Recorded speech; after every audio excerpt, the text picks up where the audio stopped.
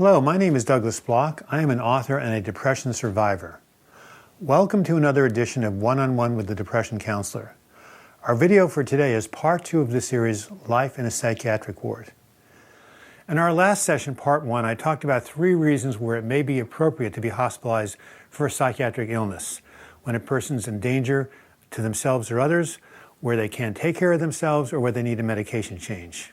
If you're in a situation or a friend is in a situation, a short-term stay in the hospital may be helpful.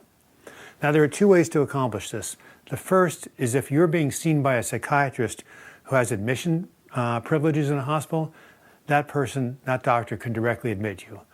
Otherwise, the second option is to show up in an emergency room and be evaluated on the spot. Now, since this is a very stressful experience, you may want to bring a friend or a family member with you to hang out with you while this is going on. Now, let's say the evaluation proves that you are actually a candidate to be admitted to a hospital.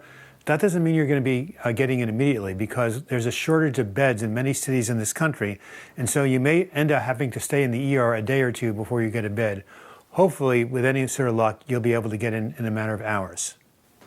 Now, going to a psych ward is definitely a trade-off, because in exchange for the opportunity to stabilize, you're going to have some restrictions in your freedom. For example, most psychiatric wards are locked, meaning you just can't come and go as you please. And even if you can go out and take breaks, you're often going to be accompanied by a staff member. So you definitely feel like your freedom is restricted. In some ways, it's like being in a prison. In addition, a lot of your personal items will be confiscated when you go in, like your cell phone, medications you may bring with you, and some things like a razor that would be deemed a potential harm to yourself. I remember one time when I was admitted to a room, it was very bare, very stark, and there was only an overhead light that had a really annoying glare. And I said to the nurse, "Why can't I have a lamp by my bedside?" She said, "Well, we wouldn't want you to strangle yourself with the cord, would we?" I was not suicidal at the time, but I couldn't argue with her.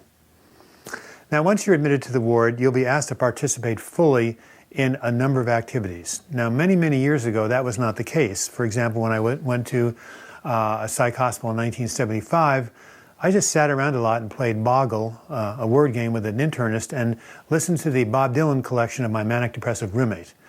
Fortunately, we now know that engagement is the key to recovery. So it's likely that you will be kept busy with group therapy, individual counseling, occupational therapy, art therapy, and some kind of physical exercise or movement.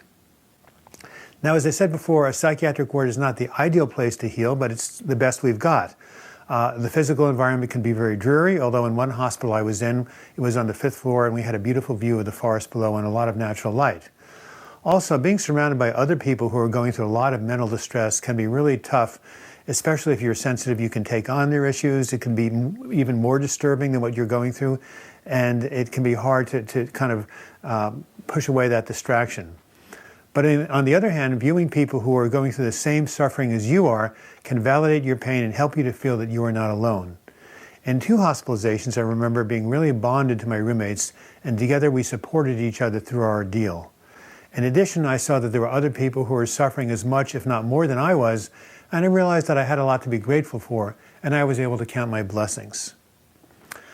With any sort of luck, when your stay is up, you'll feel somewhat better than when you came into the hospital. You may be less depressed, you may be less anxious, more rested, and you may be on more effective medications. At this point, you're going to meet with a social worker, and together you're going to sit down and create what I call the all-important discharge treatment plan. This is going to try to bridge your stay from the hospital into the outer world, and it's really critical because during your stay, you're not going to go through any long-term structural change, as one psychiatrist told me. So it's going to be that transition into the world that's going to be critically important to maintaining the gains you had when you were in the hospital, and this is going to be the subject of my next video. I hope that the information here has been helpful to you. I go into this in a lot more detail on my website, healingfromdepression.com, and also in my book, Healing from Depression, 12 Weeks to a Better Mood. Thank you so much for watching, and until our next time together, I wish you the best in your mental health recovery.